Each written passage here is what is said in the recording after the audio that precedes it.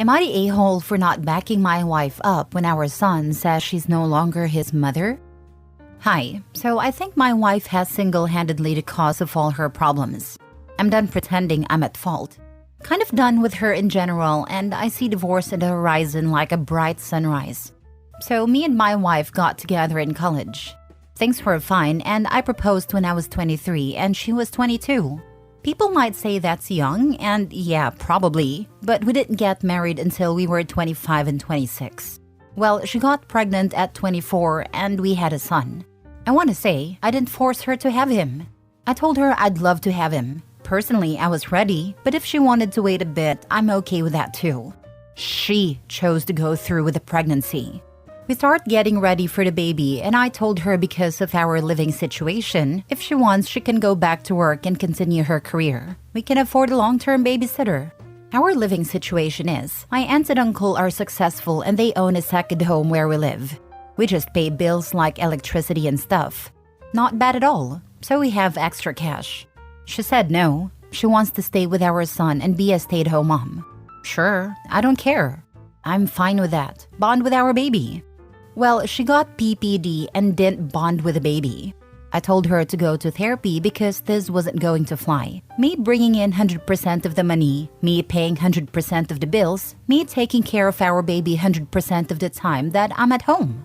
She didn't want to work, and she refused to care for the baby, so I had to get a babysitter every Monday through Friday anyway. I was sympathetic at first. I get it. Having a baby is difficult. But 2 years of that and you start resenting them for not doing anything and refusing to get help. Constant fighting about her doing nothing and how I'm tired of being with her. I told her at one point it was either get help or I'm divorcing her and she can go back to live with her parents at the age of 27, which they've made it aware they won't be happy with that. She went back to work but not her college degree career. No, she chose to work at the local cigarette shop store. At this point, I just didn't care. It was something good enough. I just became indifferent. We stopped being intimate. We stopped talking about anything other than our son. We're basically roommates. That's our marriage. He's now 17. Me and my wife got into it because I told her I'm done. Completely done. Our son is almost 18. He's preparing himself for college, which is completely paid for by me and his grandparents. And when he's gone, I'm gone. She freaked out. Told me I'm worthless. She wishes she never met me. She hates she got pregnant and wished she aborted our son when I told her she could. He overheard, obviously, and he came out and yelled at her and told her, "Fine, have it your way. You're not my mother anymore. Go F yourself." Well, in my opinion, reap what you sow. She's now upset he wants nothing to do with her. It's been 2 months and he does not talk to her or interact with her in any way. He works a part-time job. He buys everything he needs. He has his own car. He doesn't need her for anything. If he needs something, he asks me for extra cash for help with his car. Things like that. But he avoids her like the plague. She's mad at me and wants me to make him talk to her, and I said me and her are done, which I've made clear. I don't know what she's expecting from me. But if he's also done, then maybe she shouldn't say things she doesn't mean. If he wants to forgive, then he can. But I'm not going to make him, or even suggest that he should. He's old enough to make his own decisions and understand his feelings. I'd be hurt if my parents said that about me. I don't know if I'm the a-hole. If I am, then it is what it is. But I guess I want an outside opinion. I'm not willing to do anything different, but just want to know because her friends have been harassing me saying I'm a bad husband. Now for the top comments. Not a-hole. She's the one who said all of the hurtful things. That is on her. I understand your son's position. He is not in the wrong. Just keep a strong relationship with your son and let him know that you never regretted having him as your child. Her friends can go piss up a rope. Me and my son are close. I told him I've always wanted him and I'm proud of who he is becoming as a man. I did make it clear his feelings are his own. If he ever does forgive his mother, then that's great. If not, then that's okay as well. It's his life. Despite her thinking so, I'm not encouraging his behavior, but I don't disagree with it either. Are you going to divorce her? I am assuming you stayed married for your son. Please go have a life and be happy. You are young, and whoever you meet, you will at least know what you don't want. She used her words to hurt you, and lo and behold, her son heard her. What the heck does she expect him to do? What the heck does she think you can do to fix it? You didn't say it. She's suffering the consequences of her actions. She's going to have a very long road ahead of her, waiting for your son to forgive her. I can also promise you that your son doesn't want you to suffer for him anymore. Stand strong for yourself and your son. Don't give her anything anymore. Just let her find her own way.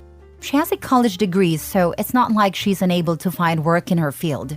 You have dreams, I am sure, so begin fulfilling them now. Yeah, divorce her now, for your son. Show him you value him and will not allow him to live with that kind of resentment toward him and his home.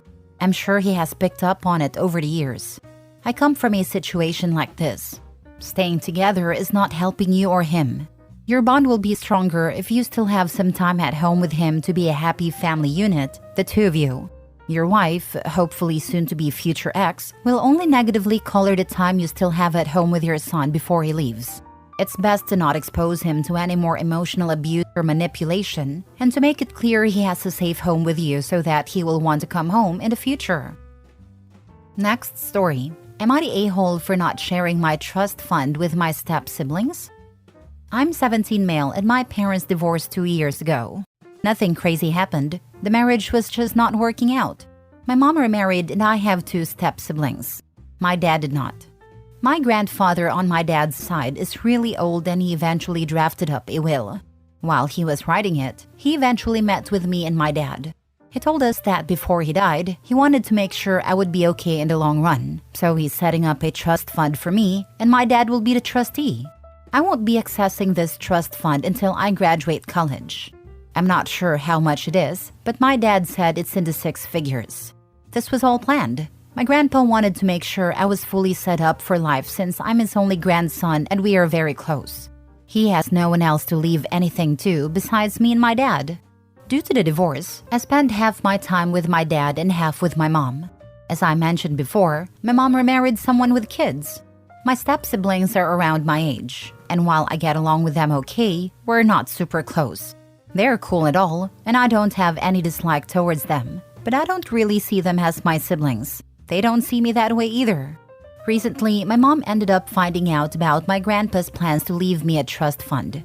My stepdad and her sat me down on the couch and said we need to discuss my trust fund. They told me since I'm getting a lot of money, I should share it with my step-siblings. Their reasoning is that we're all family now, and it wouldn't be fair for me to have all this wealth while my step-siblings get nothing. They feel that since my grandpa's giving me such a valuable asset, I should use it to help everyone out. Especially because my step-siblings aren't in a good financial situation and will need to afford college. While I understand where they're coming from, I don't think it's fair to expect me to share the property. This trust fund is coming from my grandpa, who has no relationship or obligation to my step-siblings. He specifically wants me to have it, and it feels wrong to go against his wishes by giving part of it away to people he's not connected to. I also can't access this money until I graduate college, so it's not like I can even do anything with it right now. They want my money to pay for their kids' colleges, but by the time I access the money, they would have graduated college by then, or have been in their last year. Also, they're saying my step-siblings are in a bad financial situation. But this isn't completely true.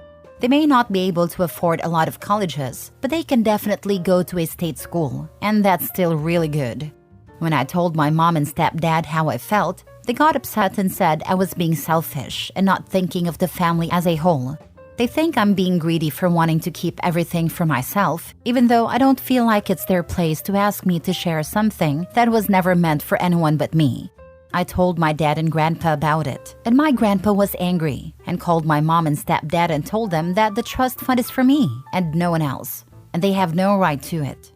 Obviously, I'm conflicted.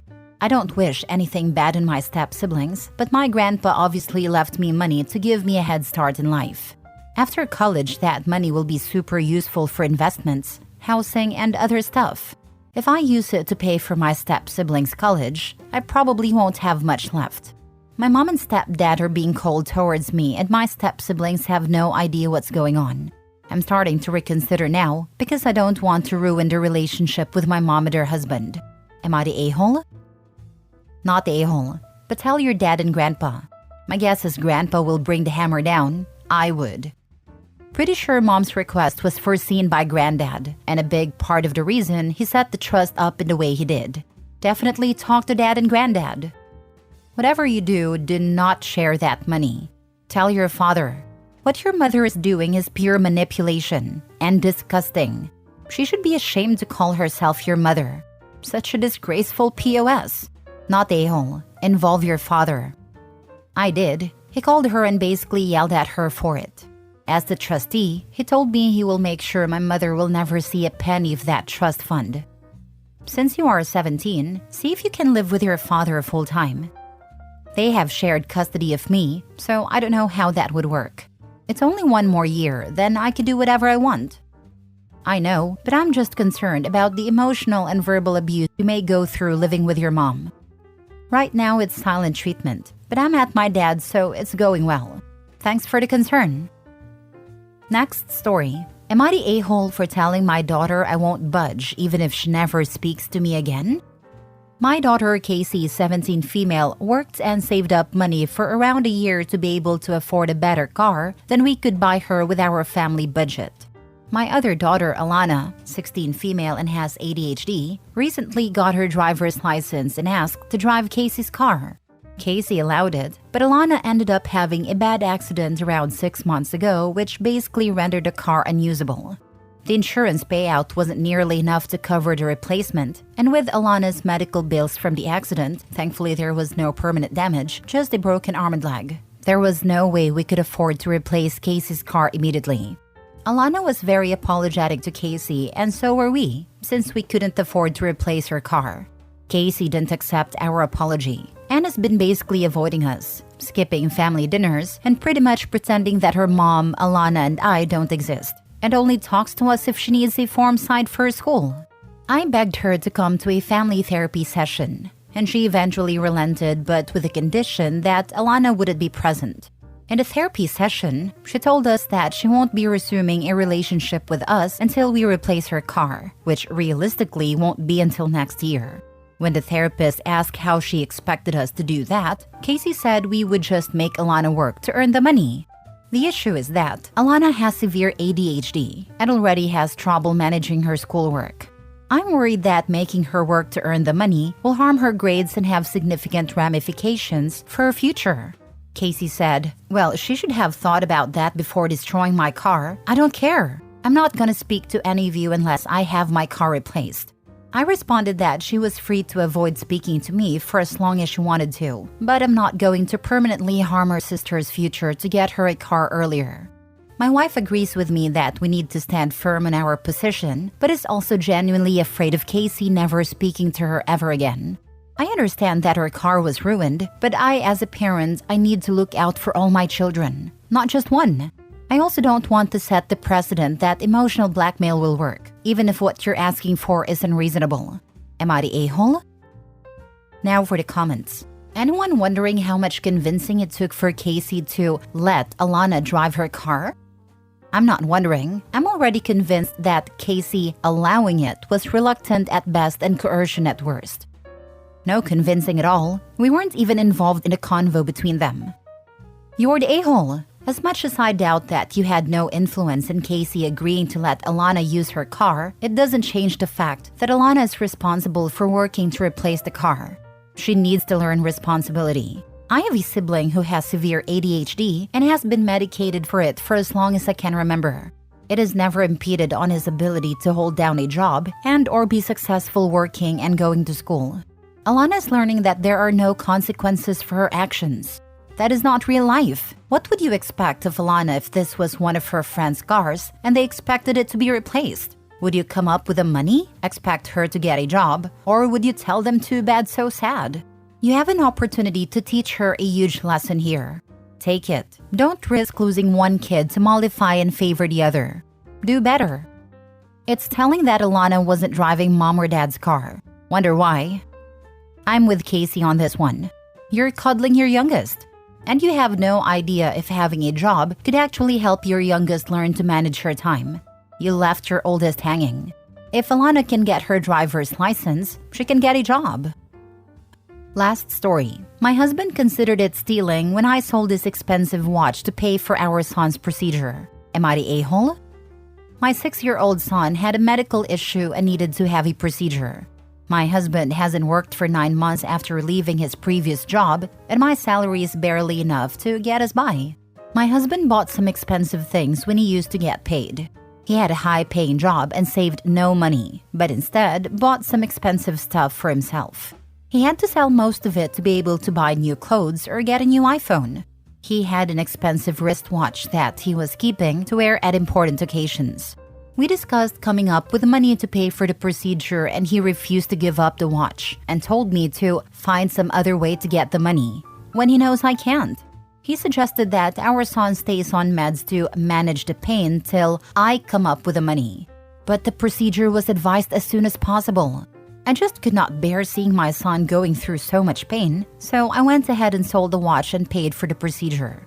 My husband found out and immediately said that he considered this stealing and said that he won't look at me the same anymore. He didn't yell or react harshly, just kept saying that I committed theft and that I overstepped and betrayed his trust. After that, he stopped saying anything else to me, just that what I did was stealing. His family sided with him, and his mom, whom I'm not on good terms with, suggested that he either divorce me or get a lockbox to keep his stuff safe, since I stole from him before. I was so devastated by how I was treated and thought that I was doing the right thing. Now he's making me feel like what I did was really stealing, regardless of the reason why I did what I did in his opinion. Was it really stealing? Am I the a-hole? Take up your mother-in-law's advice and divorce him. He was happy to see your son, who I presume is also his, in pain for the sake of a watch. Ask yourself what he actually contributes to the marriage or your and your son's life. He is a mooching mama's boy, and you deserve more. OP is already supporting the household on her income alone. Getting rid of the mooch will save her money on food expenses. She definitely needs to move all her income into a lockbox, aka a separate account, to stop him stealing it, if not already done that. As said, trust is blown. Not a-hole. It may or may not have been stealing legally speaking. But morally, you did the right thing. I would have done the same in your situation. Your husband suggesting jeopardizing your son's health and subjecting him to unnecessary suffering for the sake of a freaking watch is sick. I would 100% steal to pay for my son's surgery if he was sick and in pain, and I wouldn't feel bad about it. Especially if the person I was stealing from was the other parent. I mean, honestly, is it even stealing in this case? I don't think it is. I know this sounds bad, but I'd sell myself if it meant my kid wasn't in pain and save them.